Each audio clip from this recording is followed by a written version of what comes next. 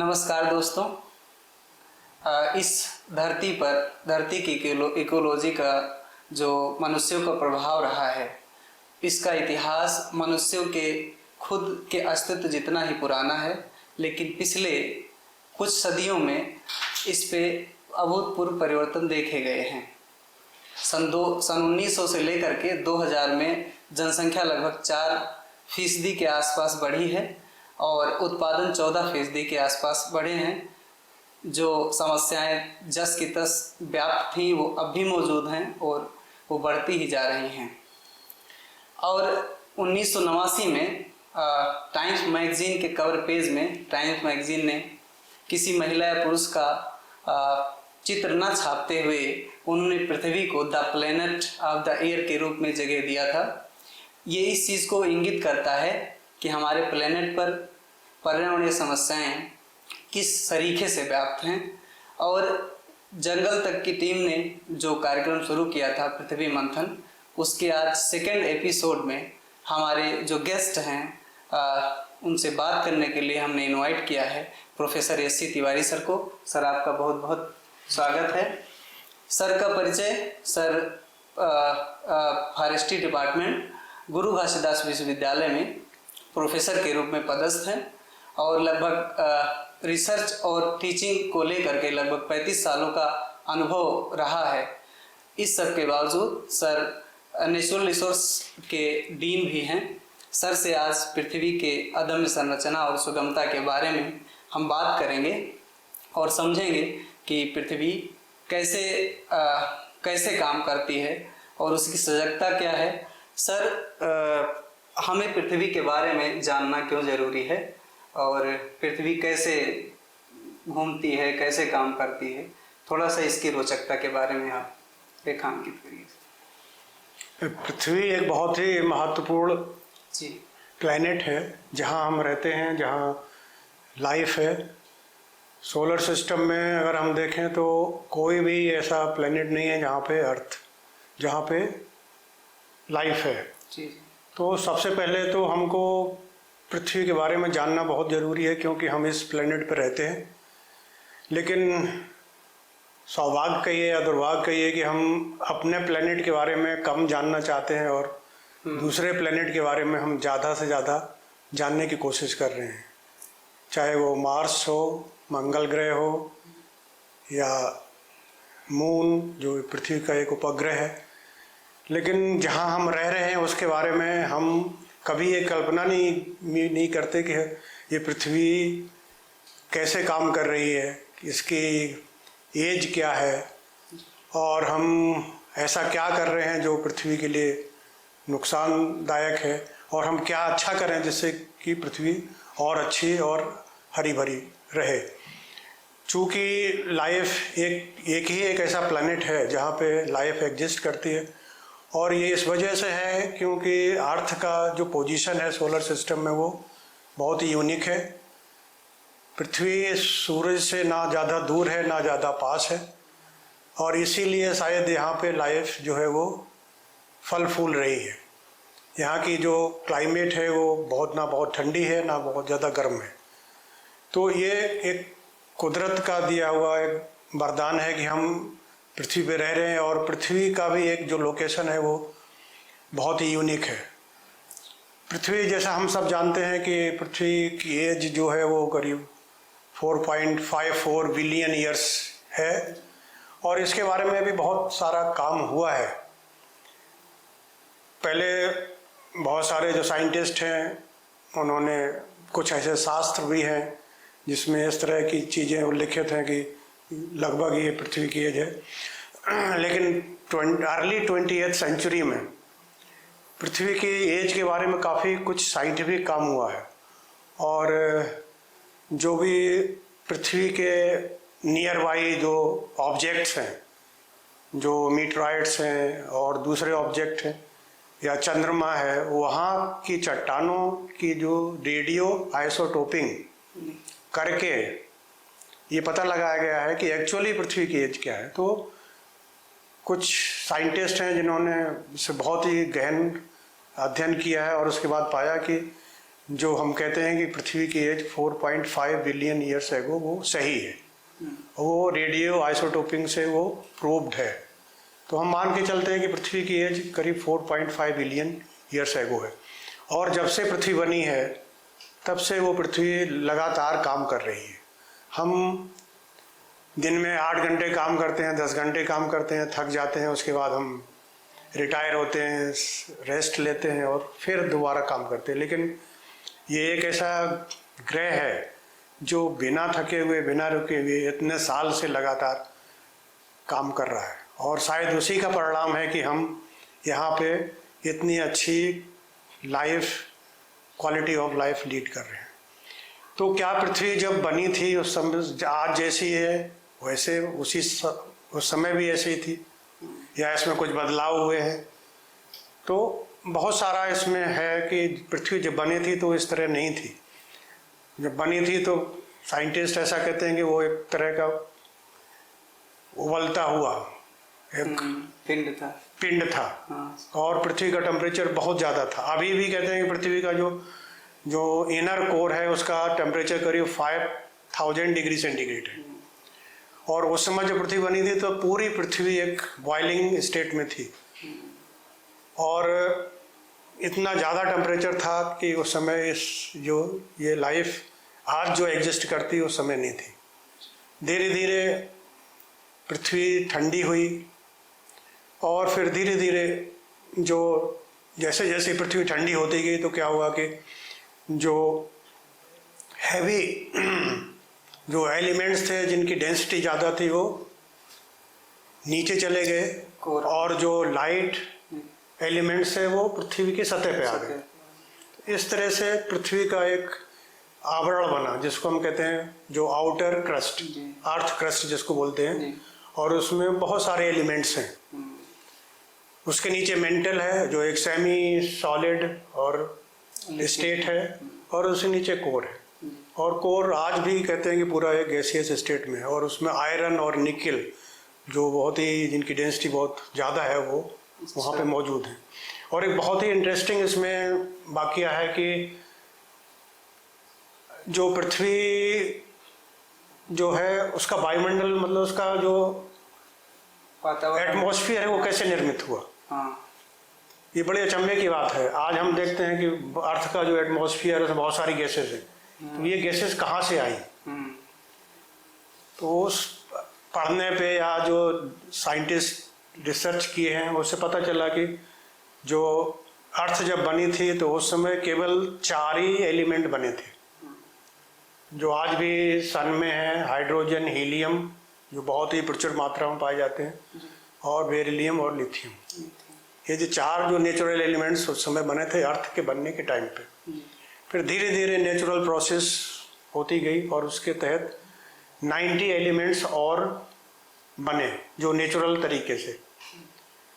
तो हम कहते हैं करीब 94 एलिमेंट्स जो हैं वो नेचुरल हैं और बाकी के जो एलिमेंट्स हैं वो मानव निर्मित हैं और सिंथेसाइज्ड हैं। तो इस तरह से बहुत सारे एलिमेंट्स बने। फिर धीरे धीरे जो अर्थ के अंदर से वॉल्केनोज इरप्ट हुए, बहुत सारे ज्वालामुखी जो है उनका विस्फोट हुआ और वहाँ से बहुत सारा जो कार्बन डाइऑक्साइड है वो अर्थ के बाहर निकला। आज भी हम देखते हैं बहुत सारे वॉल्केनोज हैं जो एक्टिव हैं। हिंदुस्तान में बहुत सारे वॉल्केनोज एक्टिव नहीं। एक आप अंडमान निकोबार में जाएंगे तो वहाँ पे भी एक जो ज्वालामुखी है जो आज भी एक्टिव स्टेट में, और दूसरे जापान हुआ, बहुत सारे ऐसे देश, इंडोनेशिया, फिलीपींस, यहाँ अभी भी बहुत सारे वॉल्केनोज एक्टिव स्टेट में हैं। अमेरिका में हवाई द्वीप में जाइए तो वहाँ पे बहुत सारे वॉल्केनो अभी भी देखते हैं। तो जब वॉल्केनोज का इरप्शन हुआ तो उससे पृथ्वी के अंदर जो कार्बन था वो बाहर निकल गया है। और साइंटिस्ट ऐसा मानते हैं कि अगर ये कार्बन नहीं निकलता तो क्या होता। हमने इमेजिन नहीं किया था कि, और अच्छा ही हुआ कि जितना भी कार्बन है वो बाहर आ गया। और अगर ये कार्बन नहीं निकलता तो क्या होता कि अर्थ पूरा एक सॉलिड स्टील का जैसा गोला हो जाती है। अच्छा। क्यों? अर्थ के अंदर आयरन बहुत प्रचुर मात्रा में है, टेम्परेचर बहुत ज़्यादा है, और कार्बन आप देख जब हम स्टील इंडस्ट्री में जाते हैं तो स्टील कैसे बनता है? आयरन ओर को कार्बन से हम रिएक्ट कराते हैं हाई टेम्परेचर पे फर्नेस में, और वो स्टील बनता है। तो ये अच्छा हुआ कि वो कार्बन वॉल्केनोज के रूप में पूरा बाहर आ गया, और उस वजह से आज पृथ्वी जो है वो एक दूसरी स्टेट में। अगर ये नहीं होता तो शायद आज ये पृथ्वी पूरा एक जो है स्टील का गोला होती, और शायद यहाँ पे लाइफ बायोडाइवर्सिटी इतनी शायद नहीं हो सकती। शायद बायोडाइवर्सिटी है जो हम इस तरह तरह के पेड़ पौधे और यहाँ पे जीव जंतु हम जो ह्यूमन देख रहे हैं नहीं होते शायद। तो ये अच्छा हुआ कि इस तरह से ये जियोलॉजिकल एक्टिविटीज़ हुई। एक तो ये बहुत ही अच्छा उदाहरण है। तो सारा का सारा जो पृथ्वी का जो वायुमंडल है वो अर्थ के अंदर से ही गैसेज निकली, उससे बना है। दूसरा, पानी के बारे में भी साइंटिस्ट यही कहते हैं कि पानी भी अर्थ पे जो हम आज देख रहे हैं वो अर्थ के अंदर से ही आया है। ये बहुत इंटरेस्टिंग है, शायद हम इसके बारे में कभी कल्पना भी नहीं करते, सोचते भी नहीं। ये भी माना था सर कि जो पानी है वो पृथ्वी से भी पुराना है। हाँ, तो वो भी अर्थ के अंदर से ही आया। जब अर्थ के अंदर इतना वो हो रहा था तो उसके अंदर जो वेपर्स थे, हाइड्रोजन, अभी भी अर्थ का अगर आप उसका क्रस्ट का स्टडी करोगे तो उसमें ये सारे एलिमेंट्स मौजूद हैं। तो वही साइंटिस्ट कहते हैं वो पानी जब वॉल्केनोज इरप्ट हुए तो वो वेपर के फॉर्म में आया बाहर, और फिर वो ठंडा होके बारिश हुई, और वो फिर वो लिक्विड फॉर्म में। उसके बाद ऑक्सीजन कहाँ से आई, वो भी एक बहुत बड़ा इम्पोर्टेंट एक घटना है पृथ्वी पे, जिसको हम ग्रेट ऑक्सीडेशन इवेंट के नाम से जानते हैं। करीब 2.5 बिलियन ईयर्स एगो एक घटना हुई जिसको हम ग्रेट ऑक्सीडेशन इवेंट के नाम से जानते हैं। Oxygen, great oxidation event, oxygen की उत्पत्ति। हाँ। आज भी अगर आप देखेंगे अर्थ का जो क्रस्ट है सबसे ज़्यादा ऑक्सीजन उसमें है। जितने भी एलिमेंट्स हैं हाँ। सबसे ज़्यादा मात्रा में ऑक्सीजन ही है, लेकिन वो ऑक्सीजन ऑक्साइड के रूप में है, वो फ्री ऑक्सीजन नहीं है। चाहे वो आयरन ऑक्साइड कहिए आप, मैग्नीशियम ऑक्साइड कहिए या किसी न किसी से बॉन्ड है सर, वो कंपाउंड के फॉर्म में वो है जी। लेकिन ऑक्सीजन सबसे ज़्यादा मात्रा में। उसके बाद जो दूसरा एलिमेंट है वो सिलिकॉन है, उसके बाद आयरन है, एल्यूमिनियम है, मैग्नीशियम है, सोडियम है, पोटेशियम, सारे एलिमेंट्स आज भी मौजूद हैं अर्थ के अंदर। तो अर्थ के बारे में जितना आप जानेंगे उतना ही कम है। चूँकि हम इस प्लैनेट पर रहते हैं तो हम लोगों का कर्तव्य ये है कि हम इस प्लैनेट के बारे में ज़्यादा से ज़्यादा जानकारी इकट्ठा करें। क्यों? उसका मूल कारण ये है कि हम जब उस प्लैनेट के बारे में जानते ही नहीं हैं तो उसके रख रखाव के बारे में हम कैसे सोच सकते हैं। तो पहले हम उसके बारे में जानकारी करें। जितना ज़्यादा जानेंगे तो हम फिर जान पाएंगे कि क्या ऐसी चीज़ें हैं जो अर्थ के लिए खतरा है, तो फिर हम उस पर बात करेंगे और उसको रोकेंगे।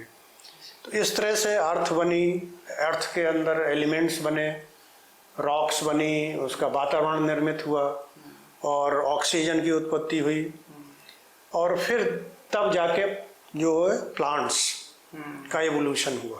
अच्छा, प्लांट्स का सब अर्थ पे प्लांट्स पहले आए, हाँ, एनिमल्स बाद में आए। एनिमल्स। तो ऐसा एस्टिमेट है करीब 3.5 बिलियन ईयर्स एगो प्लांट्स की उत्पत्ति हुई है। और ये प्लांट्स भी जो आज हम जंगल देख रहे हैं ये ऐसा नहीं है। ये अगर आप बैक पीछे जाएंगे तो आप पाएंगे कि ये जो हायर प्लांट्स हैं वो भी समुद्र से ही निकले हैं। सारा लाइफ का एवोल्यूशन है वो पानी से है, समुद्र से है। आज भी समुद्र के अंदर आप जाओगे 200 किलोमीटर नीचे तो अभी भी बहुत बड़े जंगल है वहाँ पे। अच्छा, समुद्र में? समुद्र के अंदर भी जंगल है। आपको जानकर बहुत हैरानी होगी कि समुद्र के अंदर भी जंगल मौजूद है। लेकिन वो जंगल जो बाहर जंगल है वो ऐसे जंगल नहीं है, वो दूसरे तरह के जंगल है। वो जो एल्गी हैं, सीवीड्स हैं, लेकिन काफ़ी बड़े बड़े प्लांट्स जैसे आपको देखने को मिलेंगे। इसीलिए भी कहा भी जाता है कि ऑक्सीजन की सप्लाई सबसे ज़्यादा ओशियन से होती है। हाँ, तो ऑक्सीजन जो पानी है, ओशन वाटर है, वो उसके अंदर भी ग्रीन प्लांट्स मौजूद हैं, और वो ग्रीन प्लांट्स ही ऑक्सीजन की सप्लाई के मुख्य कारण है। तो जब ग्रीन प्लांट्स इवॉल्व हुए पानी के अंदर, तो वहाँ से धीरे धीरे फिर ऑक्सीजन बनी फोटोसिंथेसिस के द्वारा, और फिर वो वही प्लांट्स धीरे धीरे एवोल्यूशन के थ्रू माइग्रेट करके पानी से बाहर आए। सारे प्लांट्स, एनिमल्स सब धीरे धीरे समुद्र से बाहर निकल के आए और फिर थ्रू एवोल्यूशन ये सब बना। और अभी बहुत ही रिसेंटली एक तो और बहुत बड़ी डिस्कवरी हुई है कि अभी तक हम मानते हैं कि ऑक्सीजन जो है, जो ब्रीदेबल ऑक्सीजन है, सांस लेने वाली जो ऑक्सीजन है, वो केवल प्लांट ही प्रोड्यूस कर सकते हैं। अच्छा, ये अभी तक में मतलब सारा ऑक्सीजन जो सांस, देखिए ऑक्सीजन तो अर्थ के एलिमेंट्स में भी है, हाँ। लेकिन वो सांस लेने लायक ऑक्सीजन नहीं है, वो फिक्स्ड है, वो फ्री ऑक्सीजन नहीं है, वो सांस लेने के काम नहीं आ रही। सांस लेने वाली ऑक्सीजन तभी डेवलप हुई, निर्मित हुई जब प्लांट्स, ग्रीन प्लांट्स इवॉल्व हुई।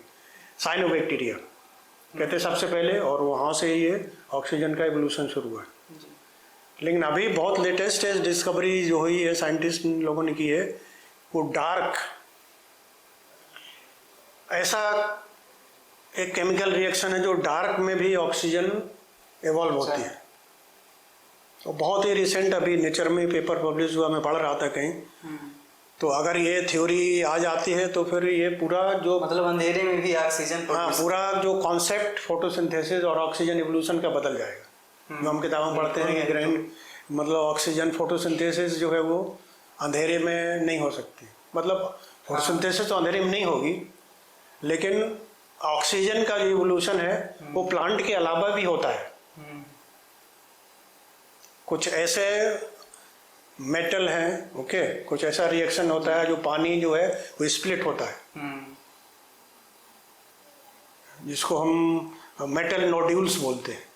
मेटल नोड्यूल्स वो बहुत डीप सी में हैं, जहाँ तक लाइट पहुँचती नहीं, क्योंकि समुद्र तो बहुत गहरा है। हाँ, तो लाइट का भी एक है कि एक लिमिट तक पेनिट्रेट करेंगे लाइट रेज, लेकिन सी बेड तक नहीं जाती। जहाँ बहुत डीप ओशन है वहाँ पर इस तरह के मेटल नोड्यूल्स साइंटिस्ट लोगों ने डिस्कवर किए हैं। और वो जो मेटल नोड्यूल्स हैं वो क्या उनका फंक्शन है, वो पानी को स्प्लिट कर देते हैं। अच्छा, हाइड्रोजन और ऑक्सीजन अलग अलग अलग, और वो ऑक्सीजन इवॉल्व होती है। अच्छा, तो ये एक बहुत ही रिसेंट डिस्कवरी है कि ये भी ऑक्सीजन इस तरह से भी इवॉल्व हो सकती है। और अगर ये है तो फिर जो हम ऑक्सीजन की थ्योरी है वो फिर वो बदल जाएगी। फिर हम क्लास बुक्स में पढ़ेंगे कि इस तरह से भी ऑक्सीजन इवॉल्व है। तो समुद्र के अंदर बहुत सारा ऑक्सीजन उस तरह से भी है जो बहुत ही अभी लेटेस्ट है। तो लाइफ के लिए क्या ज़रूरी है? ऑक्सीजन ज़रूरी है, पानी ज़रूरी है और खाना। तो ये सारी चीज़ें ड्यू कोर्स में जैसे जैसे एवोल्यूशन हुआ, ग्रीन प्लांट्स बनेंगे तो हम लोगों का एक फूड बेस तैयार हुआ, ऑक्सीजन बनेगी तो हम सांस लेने लाइक हमको ऑक्सीजन तैयार हुई, और पानी, जो बेसिक नीड्स हैं वो हमको फिर तब धीरे धीरे जो लाइफ है वो वहाँ पे एग्जिस्ट हुई। तो अर्थ तो अपना काम कर रही है लगातार, बिना थके बिना रुके, और पूरे सूरज के आसपास घूम रही है। कहते हैं कि हम जो है 30 किलोमीटर पर सेकंड की रफ्तार से घूम रहे हैं। अर्थ जो है सूर्य के अपने एक्सिस ऑर्बिट में वो 30 किलोमीटर पर सेकंड की स्पीड से घूम रहे हैं। और अभी रिसेंट में एक वीडियो भी आया, शायद आपने देखा होगा, नासा ने जारी किया है, और उसमें बहुत क्लियरली दिख रहा है कि अर्थ पूरा लाइट सब कुछ दिख रहा है उसमें। अर्थ कैसे लैंड है, प्लांट्स हैं, लाइट है कि मतलब जो इलेक्ट्रिक पोल्स लाइट लगी हो पूरा घूमते हुए दिख रहे हैं। तो अभी तक हमने देखा नहीं था, लेकिन अब जो टेक्नोलॉजी आ गई है, वीडियो भी आपने देखा होगा बहुत लोगों ने, क्लियरली दिख रहा है कि अर्थ घूम रही है। घूमने का रास्ता इतना साफ है कि हम लोग को थोड़ा सा भी मतलब दिक्कत नहीं होती है। और हम हमेशा ये कोशिश में लगे रहते हैं कि हम स्पेस में कब जाएं। हाँ, हर आदमी का ये सपना है कि हम स्पेस में जाएं। तो बहुत सारी अभी स्पेस एजेंसी हैं जो, जैसे आपका टेस्ला वाला है, मार्केटिंग ओपन कर दी, एलन मस्क ने कंपनी भी ओपन की है, और वो कह रहे हैं कि हम भेजेंगे, 2 करोड़ रुपए लगेगा आपको स्पेस में जाने और लौटने में। 2-3 दिन में आप मतलब जाएंगे और लौट के वापस आ जाएंगे 2 करोड़ रुपए में। लेकिन कभी आपने मतलब ever have you thought that we are already travelling in this space? शायद हम लोगों को पता नहीं है कि हम खुद स्पेस में ट्रेवल कर रहे हैं, तो हमको स्पेस में जाने की जरूरत नहीं है। आप चंद्रमा पर जब एस्ट्रोनॉट जा रहे हैं, वहाँ से जो पिक्चर भेज रहे हैं अर्थ का, दिख रहा है कि हम स्पेस में हैं। तो अर्थ जो है वो पूरा अपना एक सन के आसपास घूम रही है और उसकी स्पीड है 30 किलोमीटर पर सेकंड, और पूरा सोलर सिस्टम है वो मिल्की वे जो गैलेक्सी है उसके आसपास घूम रहा है। अच्छा, आपका जो सोलर सिस्टम है वो पूरा मिल्की वे के पूरा घूम रहा है, और वो इतना बड़ा है, इतना ह्यूज है कि उसको 250 मिलियन ईयर्स लगता है वंस इन ईयर, एक चक्कर लगाने में। इज सो वास्ट, जिसकी हम कल्पना नहीं कर सकते। इसीलिए कहा गया हमारे शास्त्रों में कि ब्रह्मांड अनंत है, यूनिवर्स इज इनफाइनाइट। ये देखिए कितनी खूबसूरत चीज जो हमारे शास्त्रों में, वेदों में लिख दी गई है। तो आप कहिए कि साइंस आज ज्यादा एडवांस है कि उस समय ज्यादा था। हनुमान चालीसा में लिख दिया है कि सूर्य की दूरी यहाँ से कितनी है, नाप लीजिए। सारा आप हनुमान चालीसा पढ़ेंगे, उसमें लिखा हुआ कितना योजन है, और आप अभी कैलकुलेट करिए, नासा का पूरा डेटा है, एग्जैक्टली वही योजन अगर आप देखें वो योजन और वो करके जो आता है। तो हम कहते हैं कि जो हम लोगों का साइंस था वो एंशियंट जो वैदिक पीरियड था बहुत एडवांस था। सारा वो गणना कर लेते थे, चाहे समय हो, दूरी हो, जीरो का इन्फिनिट, जो जीरो का हमने कॉन्सेप्ट दिया। तो जो इंडियन नॉलेज सिस्टम है वो बहुत ही एडवांस है, और हमने दुनिया को बहुत कुछ दिया। तो अर्थ जो है वो अपने कक्षा में घूम रही है और सोलर सिस्टम के वो घूम रहा है। तो इस तरह से वो पूरा एक सिस्टम चल रहा है, और एक ग्रेविटेशनल फोर्स है जो उसको, अर्थ को अपने एक ही ऑर्बिट में घूमने के लिए कंट्रोल कर रहा है।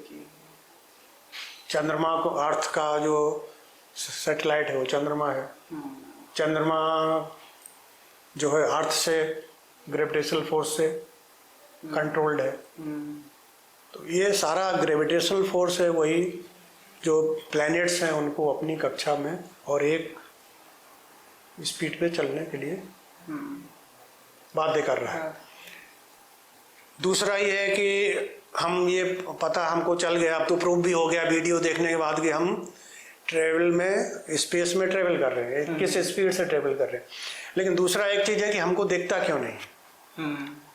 प्रूव हो गया कि हम ट्रेवल कर रहे हैं, लेकिन शायद हम बैठे हैं यहाँ पे बात कर रहे हैं अर्थ के बारे में, आप मुझसे सवाल पूछ रहे हैं, लेकिन हमको तो दिख रहा है कि आप भी बैठे हुए हैं, हम भी बैठे हुए हैं, स्टैटिक हैं। यात्रा कई किलोमीटर की हो चुकी है और हम घूम रहे हैं ट्रेवल में, बड़ा अनोखा अनुभव है ये। हाँ सही।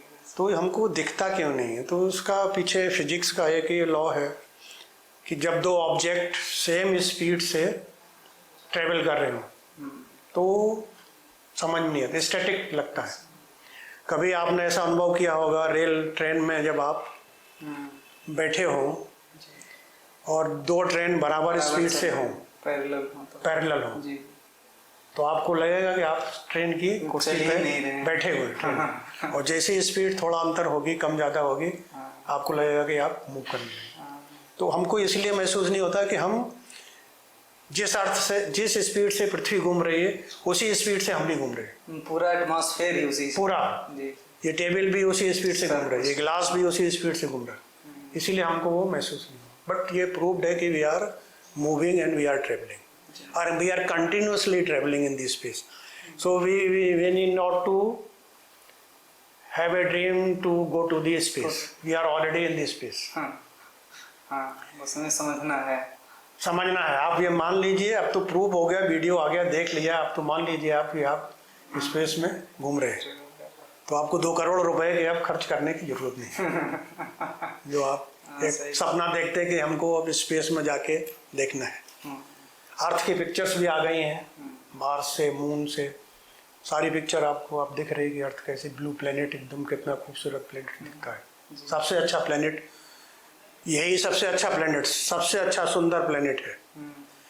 चाहे आप यहाँ रह के देखो with in the earth, okay, या अर्थ के बाहर स्पेस में जाके देखो, तो वहाँ से भी चाहे वो मार्स हो, जुपिटर हो, सबसे सुंदर अर्थ ही दिखती है आपको। अभी तक के ज्ञातव्य, जो अभी तक का ज्ञात है उसमें, हाँ, जो भी आपका जो पिक्चर्स आई हैं, it is a very beautiful planet.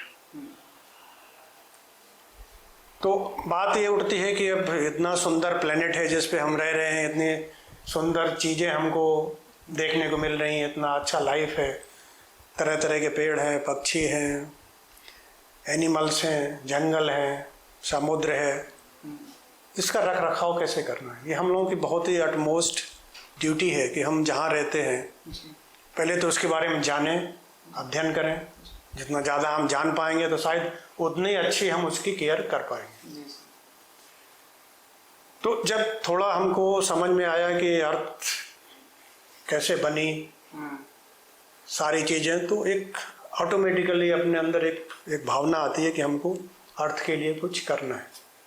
जब अर्थ हमारे लिए इतना कुछ कर रही है, सारी चीज़ें हमको दे रही है, हमारी जो ज़रूरतें हैं, खाने की ज़रूरतें हैं, रहने की ज़रूरतें हैं, कपड़े पहनने की ज़रूरतें हैं, पानी पीने की, सांस लेने की, दवाइयों की, कुछ भी आपके जो गैजेट्स हैं, सारा कुछ दे रही है आपको। सारा सर, इनडायरेक्टली या डायरेक्टली? मैं तो ये कहता हूँ कि आप कुछ भी चीज़ देखिए, आपको जो भी कुछ दिखता है, मैं प्रूव कर सकता हूँ कि ये अर्थ से ही बना है। है ही सर, बेस तो वही है, आधार वही है, सारा एलिमेंट्स है, जो भी सृष्टि है सारा एलिमेंट से बनी है। और जो हम कहते हैं 5 तत्व, क्षितिज, जल, पावक, गगन, 5 तत्व से बनना चाहिए। हम ये भी कहते हैं कि we are son of the soil. इसके पीछे थ्योरी क्या है? Why we are called that we are son of the soil? क्यों? हम, मेरा शरीर है, जितने भी लिविंग ऑर्गेनिज्म, चाहे वो आदमी है या जानवर है या पेड़ पौधे हैं, माइक्रो ऑर्गेनिजम्स हैं, अगर उनका आप देखोगे, उनका केमिकल कंपोजिशन ह्यूमन बॉडी का सारा एलिमेंट से बना है। पर सर अब तो सिंथेटिक फर्टिलाइजर और ये सारी चीज़ों से आधुनिक जो खेती है हो रही है, तो उसी से नुकसान हो रहा है। हमको वो सबसे बचना है, वो हम आगे बात करेंगे उस पर। तो जब हम, हमारा शरीर सारे एलिमेंट्स जो पृथ्वी में है उसी से बना है, और हम जब मृत्यु होती है तो सारे एलिमेंट्स फिर वो पृथ्वी में ही समाहित हो जाते हैं। तो इसीलिए हम कहते हैं कि हम सन ऑफ द सॉइल, हम मिट्टी से ही जन्मे हैं और मिट्टी में ही मिल जाते हैं। आपके अंदर जो कार्बन है वो जब हम जलाते हैं तो कार्बन डाइऑक्साइड की फॉर्म में चला जाएगा एटमॉस्फेयर में, या जो लोग बरियल करते हैं वो ऑर्गेनिक मैटर के फॉर्म में मिट्टी में जमा हो जाएगा। आपके अंदर जो ऑक्सीजन है, हाइड्रोजन है और दूसरे एलिमेंट्स हैं, सारे मिल जाएंगे मिट्टी में। तो इसीलिए हम कहते हैं we are son of the soil. और देखिए ये भी बड़ी अच्छी बात है कि प्लांट्स को केवल 17 एलिमेंट्स चाहिए। 17 माइक्रो दोनों उनको ग्रोथ मतलब डेवलप होने के लिए। और हमको कितने चाहिए? More than 80। मतलब हमको करीब जो नरिशमेंट या बैलेंस डाइट लिए हमको 80 एलिमेंट चाहिए, तो हमको ज़्यादा एलिमेंट चाहिए। तो हम कुछ प्लांट से लेते हैं, कुछ एनिमल से लेते हैं, कुछ सप्लीमेंट डाइट लेते हैं, तो इस तरह से हम करते हैं। तो सारा जो भी है, जो हम लाइफ देख रहे हो, एलिमेंट है, और ये एलिमेंट्स जब तक फंक्शनल हैं तब तक ही लाइफ एग्जिस्ट कर रही है। चाहे वो कार्बन साइकिल के फॉर्म में हो, चाहे नाइट्रोजन साइकिल के फॉर्म में हो, ऑक्सीजन साइकिल के फॉर्म में हो, या हाइड्रोलॉजिकल साइकिल है, सल्फर साइकिल है, फास्फोरस साइकिल है, सारा एलिमेंट्स ही पूरा सृष्टि को चला रहे हैं। और ये एलिमेंट्स जब तक काम कर रहे हैं तब तक लाइफ है। जिस दिन ये जिसको हम बायो केमिकल साइकिल कहते हैं, काम करना बंद कर देंगी, सृष्टि अपने आप समाप्त हो जाएगी। कार्बन, हम कहते हैं कार्बन इतना इम्पोर्टेंट है लाइफ के लिए कि बिना कार्बन के लाइफ संभव ही नहीं है। ओके, जितने भी लिविंग ऑर्गेनिज्म जिसको आप कहिए, चाहे प्लांट्स, एनिमल्स या माइक्रो ऑर्गेनिज्म, हर प्राणी के अंदर कार्बन है और बहुत ज़्यादा मात्रा में। कार्बन डेटिंग भी सर उसी तो होती है, और इसी वजह से सारा इन्फ्लेमेबल है। हाँ, लकड़ी है या दूसरे जो ऑब्जेक्ट हैं जिनके अंदर आग पकड़ते हैं, आग जलती है उसमें कार्बन। तो कार्बन और हाइड्रोजन दो एलिमेंट्स हैं जो जिसमें मौजूद हैं, वो उसी को हम कहते हैं ऑर्गेनिक नेचर। ओके, तो कार्बन हुआ, हाइड्रोजन हुआ, ऑक्सीजन है, नाइट्रोजन है, ये बेसिक एलिमेंट हैं जो प्रोटीन बनने में मदद करते हैं। और हम सब जानते हैं कि protein he basic unit of life है। जब प्रोटीन सिंथेसिस होगा तो फिर आगे लाइफ बढ़ेगी। चाहे वो प्लांट्स के अंदर क्लोरोफिल आप कहिए, उसके अंदर भी देखिए तो क्या है, कार्बन भी, हाइड्रोजन भी, ऑक्सीजन भी। फार्मूला सब में तो कार्बन लिखा ही रहता है, मैक्सिमम आप देखोगे कार्बन होगा उसमें। उसका केमिकल फार्मूला देखिए, चाहे प्रोटीन देख लो, आप फैट देखो, ऑयल देखो, जितना भी खाने पीने की चीज़ें हैं, शुगर देखिए, कार्बन, हाइड्रोजन, ऑक्सीजन सब कुछ है उसमें। तो सारा खेल एलिमेंट्स का ही है। तो एलिमेंट्स से पूरी सृष्टि चल रही है, पूरा सब कुछ इकोसिस्टम फंक्शन हो रहा है। तो जब हम इन सब चीज़ों के बारे में जान लेते हैं, ओके, तो ऑटोमेटिकली हमको अर्थ के प्रति एक बहुत अच्छा, एक मन में या दिल में एक रिस्पेक्ट पैदा होता है। जब तक आप उसके बारे में जानते नहीं तो कैसे रिस्पेक्ट होगा? आपने टीचर को रिस्पेक्ट क्यों करते हो? जी सर, क्योंकि उनके बारे में जानते हैं। क्यों आप उनके बारे में जानते हो कि ये मेरा जो टीचर है बहुत पंक्चुअल है, जी टाइम से क्लास में आते हैं, पूरा कोर्स पढ़ाते हैं, बच्चों से जब भी कोई डाउट्स हो क्लियर करते हैं, कभी भी चैम्बर में जाओ तो बहुत प्यार से बिठाते हैं, बात करते हैं, समझाते हैं, कोई वैसी प्रॉब्लम हो तो भी हेल्प करते हैं। तो जब ऐसा होता है तो ऑटोमेटिकली उनके प्रति रिस्पेक्ट हो जाता है। तो ऐसे ही जब हम अर्थ के बारे में बहुत सारा जान लेते हैं तो ऑटोमेटिकली हमको अर्थ से प्यार हो जाता है और हम उस एक रिस्पेक्ट डेवलप होता है। और जब रिस्पेक्ट होता है, उस किसी से प्यार होता है, तो हम ऑटोमेटिकली फिर उसकी केयर करना शुरू कर देते हैं। तो हमारे शास्त्रों में भी लिखा हुआ कि हम जब सुबह उठते हैं, बच्चे को हम घर में छोटे बच्चों को सिखाते हैं कि सबसे पहले उठते ही हम पृथ्वी को प्रणाम करते हैं। माता भूमि पुत्रो अहम पृथिव्या, एक संस्कृत में श्लोक भी है कि माता भूमि मतलब भूमि हमारी माता है और हम उसके पुत्र हैं। और हम एक संस्कृत का श्लोक चैंटिंग करते हैं कि हम सबसे पहले माँ का चरण छूते हैं और ये प्रार्थना करते हैं कि मैं आपके ऊपर चरण रखने जा रहा हूँ, आपको कष्ट होगा लेकिन इसके लिए मुझे आप माफ़ कर दो। हो सकता है दिन में हम जाने अनजाने बहुत कुछ ऐसा काम कर दें जो आपको कष्टकारी हो, क्षति पहुंचाए, आपको क्षति पहुंचाए, तो उसके लिए हम पहले ही आपसे क्षमा मांग लेते हैं। और हमारे यहाँ तो शास्त्रों में लिखा है कि हम पेड़ से भी अगर एक पत्ती चुनते हैं, तुलसी का पेड़ है, तो हमको पहले एक मंत्र श्लोक चैंटिंग करना पड़ता है। और अगर हम पेड़ से पहले प्रार्थना कर लेते हैं तो जब हम उससे कुछ उसका फ्लावर या पत्तियां लेते हैं तो हमको वो माफ करता है। एक भावना है। हम भोजन करते हैं, भोजन के पहले भी एक मंत्र उच्चारण करते हैं।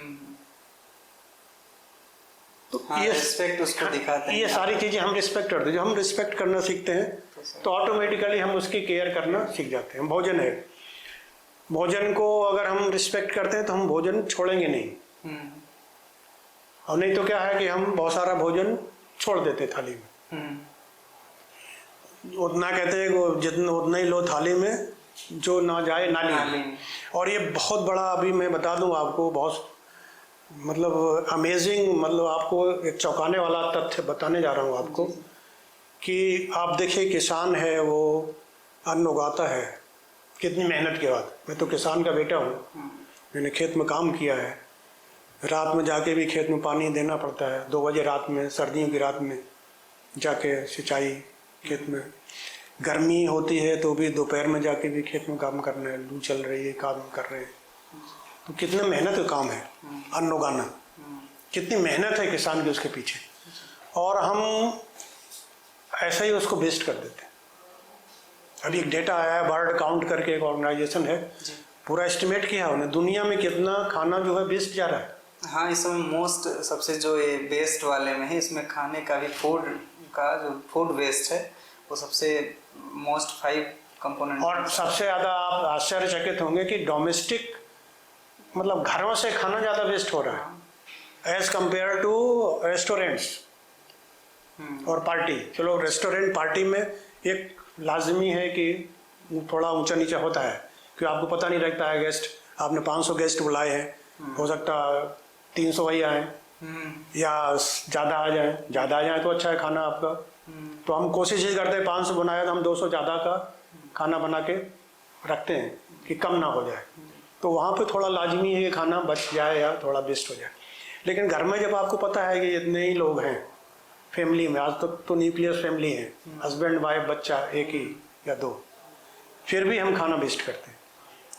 तो अलग अलग देशों का डेटा है और हम भारत में भी पीछे नहीं हैं। हम डोमेस्टिक फूड वेस्ट या बहुत पर कैपिटा करीब 70 to 80 kg फूड हम वेस्ट कर रहे हैं।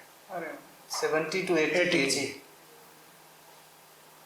तो अब पूरी दुनिया में आप जोड़ लो ये कितना वेस्टेज हो रहा है। और अब फिर भी आप देखो दूसरी तरफ कितने लोग ऐसे हैं जो 2 टाइम का खाना नहीं नसीब है। कई लोग ऐसे हैं जो भूखे सो जाते हैं। शायद यही खाना हम वेस्ट करना छोड़ दें, ये अन्न बचेगा तो हम शायद जो लोग भूखे सो जाते हैं उनको हम खाना मुहैया करा सकते हैं। तो ये हमको सोचना है, जब तक हम उसकी रिस्पेक्ट नहीं करेंगे तब तक हम ये उसके केयर नहीं। तो अर्थ की केयर करना बहुत ज़रूरी है, क्यों हमको सारी चीज़ें वहीं से मिलती हैं। और ये भी कहा है कि अर्थ पे सब कुछ मौजूद है आपकी जो भी नीड्स हैं उसको फुलफिल करने के लिए। लेकिन अगर आप लालच करेंगे तब तो चीज़ें सफिशिएंट नहीं है। अगर if you are greedy then things are not sufficient to fulfil your. Gandhi ji ने ही ये गांधी जी ने दिया था। हाँ, the earth has everything to fulfil your need but not your greeds. Okay, क्योंकि लालच का कोई अंत नहीं है। जब आप लालची हो जाते हैं तो फिर उसका कोई अंत नहीं है, आप फिर वो लालच बढ़ता ही जाता है। तो ये सारी चीज़ें हैं। और ये भी अभी प्रोजेक्ट किया गया है, बहुत सारा डेटा कलेक्ट किया गया है कि जिस तरह से जो फूड वेस्ट हो रहा है तो 27 साल में आफ्टर 27 ईयर्स यहाँ पे खाना नहीं मिलेगा लोगों को। अच्छा, ऐसा मतलब आ गया है, रिपोर्ट्स आ गई। उसका कारण ये है कि जिस तरह से हम खेती कर रहे हैं, लगातार हम ऑर्गेनिक खाद ना डाल के उसमें केमिकल फर्टिलाइज़र डाल के, बहुत सारे कीटनाशक डाल के, बहुत ज़्यादा सिंचाई पानी दे के, उससे खेती का जो सॉइल की जो उर्वरक क्षमता है, प्रोडक्टिविटी है, वो धीरे धीरे कम होती जा रही है। और सर आज का जैसे आधुनिक है, पहले जो मतलब ट्रेडिशन में था तो जो जिससे खेत की जुताई होती थी वो थोड़ा सा गहराई से होता था, तो जो केंचुए थे ऐसा कहीं पढ़ा था तो नीचे चले जाते थे तो मिट्टी और थोड़ी सी भुरभुरी हो जाती थी।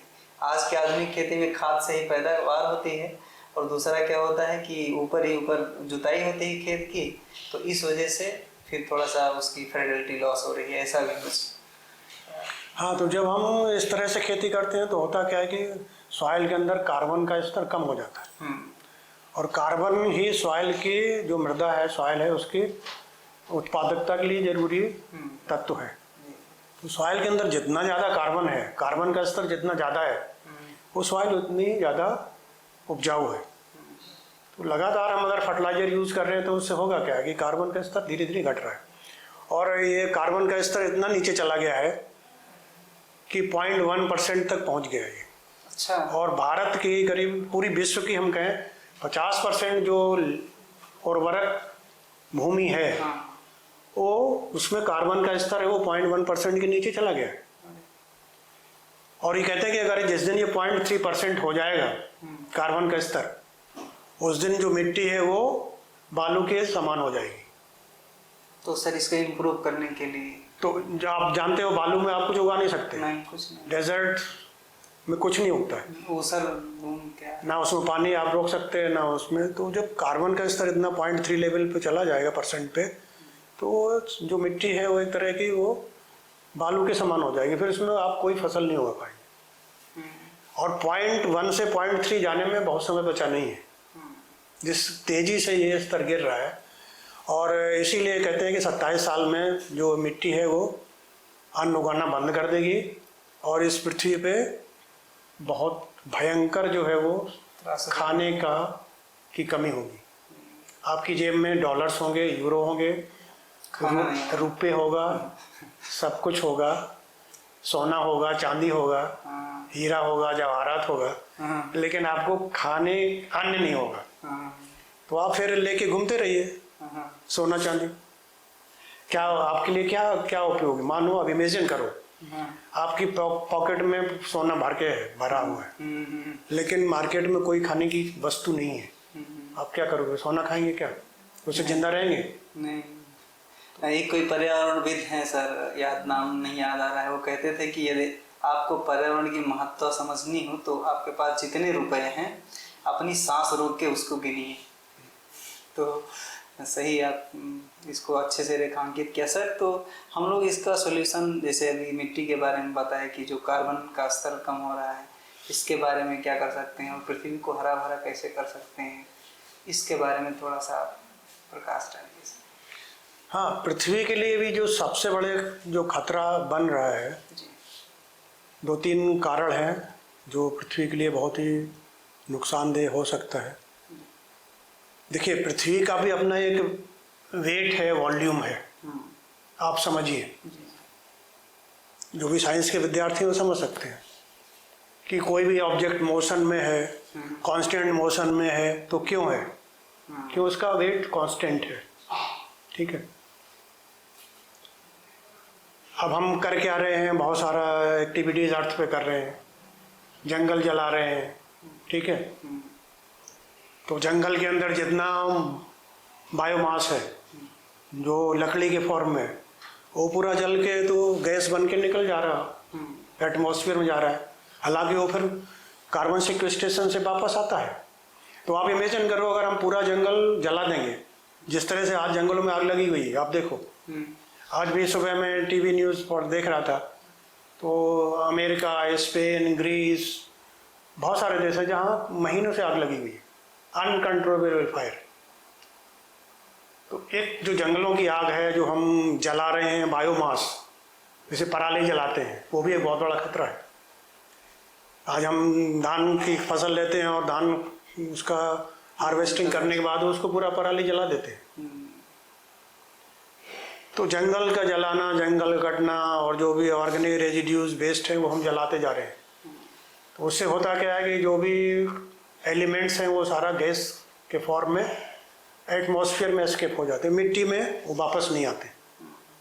तो उससे क्या होता है, मिट्टी के अंदर जो ऑर्गेनिक कार्बन है, कार्बन का स्तर कम होता जा रहा है। क्यों? हर साल जब हम क्रॉप को उगाते हैं तो वो क्रॉप मिट्टी के अंदर से बहुत सारे जो तत्व हैं उसको अवशोषित करती है और उसको अपने अंदर यूज करती है। उससे अपना पत्ती बनाएगी, उससे फ्लावर, फ्रूट, सीड बनाएगी और उसको हम उससे हर खेत से हार्वेस्ट कर लेते हैं। तो जो मिट्टी से प्लांट ने लिया है वो उसको वापस नहीं कर रहे हैं, उसको हम खेत से निकाल के बाहर हार्वेस्ट करके बाहर चले जा रहे हैं। ग्रेन्स हमने अपने लिए रख लिया, जो फॉडर था वो जानवरों के लिए, ओके, तो वापस सॉइल में आ नहीं रहा है। तो उसको सब्स्टिट्यूट करने के लिए हमको उसमें यूरिया, डीएपी ये सब डालना पड़ता है। सिंथेटिक फर्टिलाइजर्स का प्रयोग लगातार बढ़ता जा रहा है। तो उसको अगर हम रिवर्स कर दें, उस बायोमास को हम अगर मिट्टी में सड़ने दें, तो जो जितना क्रॉप उसको लेती है उसको वापस कर देगी। तो इस तरह से गिव एंड टेक वाला फार्मूला चलता रहेगा। जितना आप क्रॉप ले रही है उतना वापस कर रही है, तो मिट्टी की जो वो उत्पादकता है वो हमेशा बरकरार रहेगी। तो हमको फिर फर्टिलाइज़र ज़्यादा यूज़ करने की ज़रूरत नहीं। तो जितना हम कम फर्टिलाइज़र यूज़ करेंगे, मिट्टी की गुणवत्ता खराब नहीं होगी और मिट्टी हमको लगातार बिना रुके, बिना थके काम करते हुए हमको अन्न देती रहेगी। तो एक तो हमको खेती में बदलाव करने की ज़रूरत है। आज जो हम जिस तरह से कन्वेंशनल फार्मिंग कर रहे हैं उसको हमको धीरे धीरे जो है वो ऑर्गेनिक फार्मिंग पे लाना है। तो जो सबसे बड़ा पृथ्वी को खतरा है आज है वो क्लाइमेट चेंज से, global warming and climate change. इस नंबर 1 खतरा पृथ्वी के लिए। क्यों? इसकी वजह से साइक्लोन्स आ रहे हैं, जंगलों में आग लग रही है, कहीं सूखा हो रहा है, और एटमॉस्फेयर टेम्परेचर इतना बढ़ता जा रहा है, एवरेज टेम्परेचर की हमको गर्मियों में इतनी प्रॉब्लम हो रही है, पानी की कमी होती जा रही है, उसकी वजह से वाटर टेबल कम होता जा रहा है, और इतना टेम्परेचर 50 डिग्री टच कर रहा है। तो उससे जो दूसरे प्राणी हैं जंगल में, चाहे वो पक्षी हों या आपके तितलियां हों या दूसरे जो और स्नेक्स हैं, तरह तरह के जो जीव जंतु हैं, उनके लिए एक बहुत बड़ा खतरा है। हाँ, जब आदमी इतना परेशान हो, इवन आप देखो जो बड़े जो कार्निवोर्स हैं, टाइगर हैं, एलिफेंट्स हैं, एलिफेंट तो कार्निवोर नहीं है तो हर्बीवोर है, लेकिन लायन है, टाइगर है, उनके लिए बहुत खतरा। बहुत सारी स्पीसीज ऑलरेडी एक्सटेंट हो चुकी हैं प्लांट्स की। कुछ एनिमल जैसे चीता था यहाँ पे, आज एक्सटेंट हो गया, हमने उसको फिर ला के अभी रीइंट्रोड्यूस किया है अफ्रीका से ला के। तो इस तरह जब भी ऐसा कोई एडवर्स वातावरण निर्मित होता है तो उससे जो स्पीसीज हैं उसके साथ एडजस्ट नहीं कर पा रही अपने आप को, वो धीरे धीरे खत्म हो रही। तो जो क्लाइमेट चेंज है, ग्लोबल वार्मिंग है, वो केवल आदमी के लिए खतरा नहीं है, केवल जंगल के लिए खतरा नहीं है, पेड़ पौधों के लिए खतरा नहीं है, जानवरों के लिए खतरा नहीं है, ये अर्थ के पूरा प्लैनेट के इको जो सिस्टम बना हुआ उसके लिए एक बहुत बड़ा खतरा होता जा रहा है। और ये प्रॉब्लम हम लोगों ने ही ईजाद की है। ये क्लाइमेट प्रॉब्लम कोई ऐसा बाहर से नहीं आया है, ये मनुष्य एंथ्रोपोजेनिक ज़्यादातर, ये हम लोग जो रूटीन लाइफ में जो कुछ करते हैं वो उसी से ही पैदा या निर्मित हुई है। इसीलिए शायद सबसे भयावह भी है, और शायद इसीलिए हमको भी इसको ठीक करना होगा। मुझे याद है, मैं जब छोटा था, स्कूल में था, गांव में हम घर में खेती होती थी, तो कभी मैंने यूरिया देखा नहीं था। घर में बहुत सारे जानवर होते थे, गाय होती थी, भैंस होती थी, बकरी, और उसी का जो गोबर होता था उसे कंपोस्ट बनाते थे, उसी खेत में डालते थे, उससे खेती होती थी। और इतना अन्न मतलब उगता था कि मुझे याद है कि पूरा घर भर जाता था। घर में अन्न रखने की जगह नहीं होती थी, सब कमरे में, पूरा घर में चारों तरफ अन्न ही अन्न होता था, चाहे गेहूँ हो, मटर हो, अरहर हो, चना, हर फसल होती थी। और आज ये स्थिति है, जमीन उतनी है जितना मेरे पास रकबा पहले था, उतनी रकबा आज है। अन्न बहुत कम हो गया, उसकी उपज बहुत कम हो गई। दूसरा, जो वैरायटी ऑफ क्रॉप्स थी वो कम हो गई। तीसरा, कॉस्ट बढ़ गई। हर चीज, अब डीएपी और यूरिया और सिंचाई और ट्रैक्टर से खेती करते हैं तो कॉस्ट ऑफ फार्मिंग बहुत इंक्रीज हो गया, प्रोडक्शन कम हो गया। उस वजह से किसान आज जो है परेशान है, उसकी इनकम जो है पहले से कम है। ये बहुत बड़ा चैलेंज है पूरी साइंटिफिक कम्युनिटी के लिए, सरकार के लिए, और जो भी वेल विशर हैं अर्थ के, जो भी अर्थ की केयर करना चाहते हैं, चाहे स्टूडेंट्स हों, सबके लिए ये बहुत अहम मुद्दा है। तो अर्थ को बचाना है तो हमको अपनी खेती बाड़ी करने के स्टाइल में बदलाव करना होगा। और हम कहते हैं कि जंगल लगाओ, जंगल कवर बढ़ा देंगे तो हम क्लाइमेट चेंज को बदल देंगे। मेरा मानना है कि शायद संभव नहीं है, क्योंकि जंगल अभी जो 24% इंडिया का फॉरेस्ट कवर है और वर्ल्ड का फॉरेस्ट कवर 30% है, और 33% कहते हैं कि वो एक मिनिमम रिक्विजिट है। तो मैक्सिमम हम 33% पे जा सकते हैं, उससे ज़्यादा हम अफोर्ड नहीं कर सकते। तो अगर 33% का हम पूरा फॉरेस्ट कवर भी कैलकुलेट करें, और जिस तरह से हम जितना कार्बन एमिशन करते हैं, शायद 33% उतना कार्बन एमिशन को सिक्वेस्टर करने के लिए पर्याप्त नहीं है।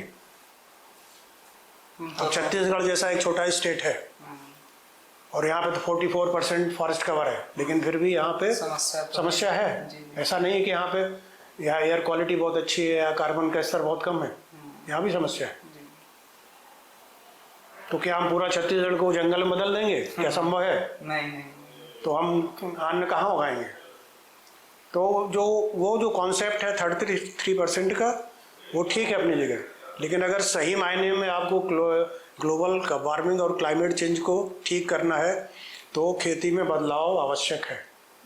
क्यों? खेती का रकबा बहुत बड़ा है और इतने बड़े रकबे को अगर हम कैलकुलेट करें, पूरा इंडिया का जो एग्रीकल्चर लैंड है उसमें अगर हम खेती करने का जो सिस्टम है उसको थोड़ा बदल दें, ऑर्गेनिक फार्मिंग की तरफ शिफ्ट करें। मैं नहीं कहता हूँ कि एक दिन में आप पूरा ऑर्गेनिक फार्मिंग में चले जाइए, बट ग्रेजुअली आपको ऑर्गेनिक फार्मिंग में शिफ्ट होना है, और नहीं करेंगे तो बहुत भयावह परिणाम आपको आगे भुगतने पड़ेंगे। तो ग्रेजुअली हम ऑर्गेनिक फार्मिंग की तरफ शिफ्ट करें, हम ऐसी रिसर्च करें जिससे हम ऐसे बायो फर्टिलाइज़र डेवलप करें, बायो पेस्टिसाइड ईजाद करें, जिससे हम जो है जितना हम केमिकल फर्टिलाइज़र यूज़ करके जो अन्न उगा रहे हैं उतना हम बायो फर्टिलाइज़र से भी उगा सकें। और उसका एडवांटेज ये है कि जैसे हम ऑर्गेनिक फार्मिंग में शिफ्ट करते हैं तो कार्बन का स्तर अपने आप बढ़ने लगता है सॉइल के अंदर, और जब कार्बन का स्तर बढ़ता है तो जो हम कार्बन एमिट कर रहे हैं वो सॉइल के अंदर स्टोर हो जाता है ऑर्गेनिक मैटर के फॉर्म में। और हम सब जानते हैं कि सॉइल जो है वो सेकेंड लार्जेस्ट कार्बन का स्टोरेज सिंक है। सबसे ज़्यादा समुद्र है, हम एटमॉस्फेयर, फिर समुद्र और फिर मिट्टी और जंगल, यही 4 सिंक हैं कार्बन के, जहाँ कार्बन स्टोर रहता है।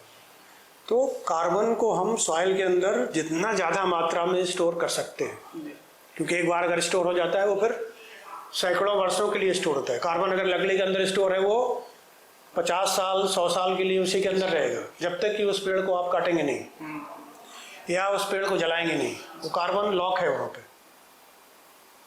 ठीक है, तो इस तरह हम कार्बन को अलग अलग जगह लॉक कर सकते हैं।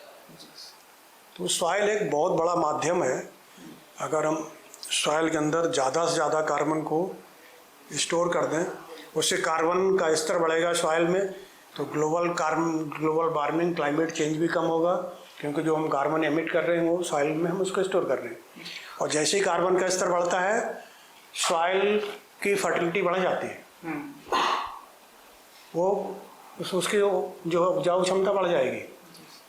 और दूसरा, इस कार्बन को हम कार्बन क्रेडिट के थ्रू में ट्रेडिंग कर सकते हैं।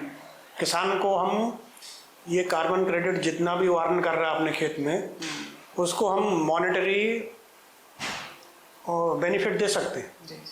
एक कार्बन क्रेडिट का दाम करीब आज इंडिया में अगर मानो तो 70 से 80 रुपये, ओके, $10 है।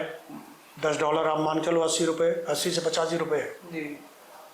तो अगर किसान को हम मोटिवेट करें, इसको समझाएं भाई तुम ये छोड़ो, यूरिया और DAP वाली खेती छोड़ो, आप इसमें आ जाओ ऑर्गेनिक फार्मिंग में, आप गोबर खाद यूज़ करो, ग्रीन मैन्योर यूज़ करो, लीफ मैन्योर यूज़ करो, और आप अपने खेत में कार्बन का स्तर बढ़ाओ, और जितना आप कार्बन क्रेडिट हम आपको कैलकुलेट करके देंगे और इतना कार्बन क्रेडिट को हम ट्रेडिंग करके आपको पैसा दिलाएंगे। ये पूरी व्यवस्था बन रही है, यूरोपियन कंट्रीज में बन चुकी है, हमारे देश में भी ये माननीय नरेंद्र मोदी जी ने ये पूरी व्यवस्था बना दी है, और वो आगे आप भविष्य में देखेंगे।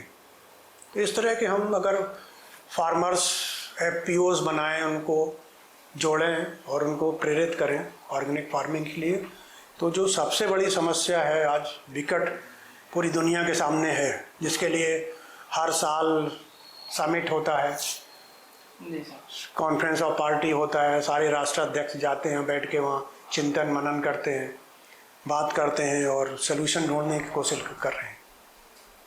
तो ये शायद एक बेस्ट सलूशन ये है। दूसरा, अर्थ को अगर हमको बचाना है, अगर हम सही माने में अर्थ की केयर करना चाहते हैं, उससे प्यार कर रहे हैं और मानते हैं कि ये सबसे अच्छा प्लेनेट है, तो दूसरा हमको अपने लाइफ स्टाइल में चेंज करना है। और हम अपना लाइफ स्टाइल देखें, कैसा लाइफ स्टाइल लीड कर रहे हैं, वो कितना कार्बन फुटप्रिंट एमिट कर रहा है। हम अपना कार्बन फुटप्रिंट कैलकुलेट कर लें, बहुत ईजी है। आज ऑनलाइन में कोई बच्चा, कोई भी स्टूडेंट उसको डाउनलोड करे, ऐप कार्बन फुटप्रिंट कैलकुलेटर हैं, बहुत सारी इंडियन कंपनीज के भी हैं, फॉरेन कंपनीज के भी हैं। तो उसको उसमें अपना डेटा आप डाल दीजिए, आप अपने घर का कार्बन फुटप्रिंट कैलकुलेट कर लीजिए कि आप घर में इलेक्ट्रिसिटी कितना यूज़ कर रहे हैं, कितना ट्यूबलाइट, एक ट्यूबलाइट है तो कितना वाट का है, कितना घंटा जलाते आप, यूनिट उसका कैलकुलेट कर लीजिए। तो एनर्जी कितना यूनिट कंज्यूम कर रहे हैं, पानी कितना कंज्यूम कर रहे हैं, आप अपना जो गाड़ी आपके पास है, कार है या बाइक है, या तो उसको कितना आप चला रहे हैं, मतलब ऑटोमेटिव फ्यूल जो है, फॉसिल फ्यूल कितना बर्न कर रहे हैं, कितना एलपीजी गैस आप यूज़ कर रहे हैं, ठीक है, कितना वेस्ट जनरेट कर रहे हैं, किस तरह की डाइट ले रहे हैं। यहाँ मैं एक चीज़ और थोड़ा स्पेसिफाई करना चाहता हूँ कि अगर हम वेजिटेरियन हैं तो हम कम कार्बन फुटप्रिंट एमिट करते हैं। Vegetarian diet is low carbon footprint producing diet as compare to the non vegetarian diet. तो मैं नहीं कहता कि आप मीट खाना बंद कर दें सब लोग, लेकिन हाँ, अगर अर्थ की केयर करना है, पर्यावरण पे तो अर्थ को बचाना है, पर्यावरण को बचाना है, तो हम कम से कम उसको महीने में एक बार कर दें। हाँ सर, यार अब धीरे धीरे कम करें उसको, ठीक है। नहीं बिल्कुल सर, ज़रूरी है। और समय थोड़ा हमें यहाँ रुकने का इजाज़त देता है। और आज हम सर के साथ, professor S C Tiwari sir के साथ समझे कि पृथ्वी की सुगमता और उसकी संरचना के बारे में।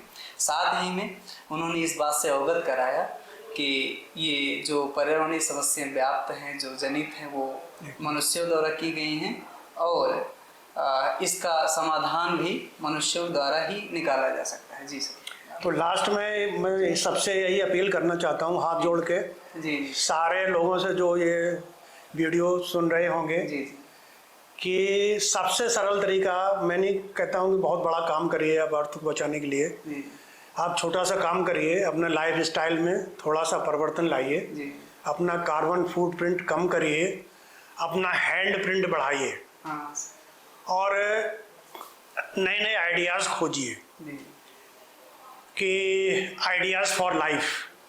और ये एक बहुत बड़ा फ्लैगशिप प्रोग्राम है, आज ही लॉन्च किया गया है। पर्यावरण मिनिस्टर और student communities, specially student communities, those who are very young, they should search ideas for life, कि वो कैसा लाइफ लीड करना चाहते और उनके क्या आइडियाज़ हैं जिससे कि हम पृथ्वी को बचा सकें, पर्यावरण को बचा सकें और इस पृथ्वी को एक हरा भरा रख सकें और इस पृथ्वी पे लाइफ जो है हमेशा फले फूले। और मेरी ये कामना है कि अगर हम सब लोग मिलके हाँ काम करेंगे और अपने लाइफ स्टाइल में थोड़ा परिवर्तन करेंगे। मिशन लाइफ के बारे में भी आप लोग थोड़ा जानिए, ये भी एक फ्लैगशिप प्रोग्राम है प्राइम मिनिस्टर मोदी का। पूरी दुनिया को उन्होंने एक दिशा दी है कि कैसे दुनिया अगर अपने लाइफ स्टाइल में थोड़ा परिवर्तन करे और life style for sustainable environment, कि कैसा लाइफ स्टाइल हम जिए जो इन्वायरमेंट के लिए सस्टेनेबल हो, पृथ्वी के लिए सस्टेनेबल हो। तो ये जो इतनी बड़ी चैलेंजिंग प्रॉब्लम है, ये कोई बड़ी चैलेंजिंग प्रॉब्लम नहीं है, बहुत सिंपल है और हम बहुत सरल तरीके से इसको हल कर सकते हैं। आपका बहुत बहुत धन्यवाद सर, इतना देर आपसे चर्चा करने के लिए। Thank you sir. धन्यवाद।